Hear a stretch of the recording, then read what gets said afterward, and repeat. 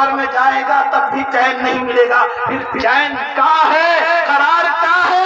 अरे गुलामी मुस्तफा का पत्ता अब अपने गले में डालो। और मुस्तफा ने कहा अगर चैन चाहते हो, करार चाहते हो, सुकून चाहते हो, अला बिज़िक्रिल्लाहि तत्मइन्नुल क़ुलूब, चैन सुकून करार अल्लाह के जिक्र में है।